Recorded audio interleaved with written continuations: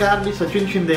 आपण पाहताय आपल्या परिसरातील सर्वात जलद आणि विश्वसनीय बातमीपत्र सांगणारं महाराष्ट्र लाईव्ह हे यूट्यूब चॅनल।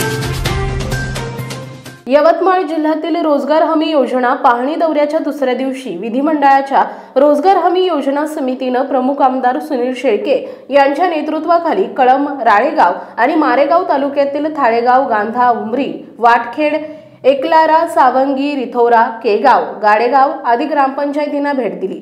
या दौऱ्यामध्ये सार्वजनिक वृक्ष लागवड प्रकल्प, जिल्हा परिषद शाळेची संरक्षण भिंत, मातोश्री पाणंद रस्ता, उमरी ते सावरगाव, प्रभाकर गुजर यांच्या गुरांच्या गोठ्याला भेट, कुसुम वाघ यांच्या शेतावरील विहीर, उमेद अंतर्गत मत्स्य उद्योग केंद्र, सीसी नाली बांधकाम, सीसी रोड, जुनी ग्रामपंचायत ते रुद्रेश्वर पिसाळकर यांचं घर अशा विविध प्रकल्पांची प्रत्यक्ष पाहणी करण्यात आली। प्रत्येक ठिकाणी ग्रामस्थांनी लाभार्थ्यांशी संवाद साधून त्यांच्या समस्या, अडचणी आणि अपेक्षा जाणून घेण्यात आल्या। स्थानिक अधिकारी, जिल्हा परिषद सदस्य आणि संबंधित जबाबदार व्यक्तींशी चर्चा करून प्रकल्पांच्या अंमलबजावणीतील अडथळ्यांचा आढावा घेण्यात आला।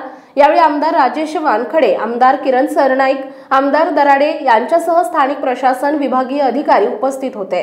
कळंब तालुक्यात रोजगार हमी योजनेत अनियमितता असल्याच्या तक्रारींची दखल घेत आमदार सुनील शेळके यांनी संबंधित बीडीओ आणि ग्रामसेवकांची चौकशी करण्याची घोषणा केली आहे। आपल्या भागातील बातम्या पाहण्यासाठी यूट्यूबवर महाराष्ट्र लाईव्ह न्यूज चॅनलला यूट्यूबवर सबस्क्राइब करा आणि बेल आयकॉन प्रेस करा। तसेच आमच्या फेसबुक पेजला फॉलो करा।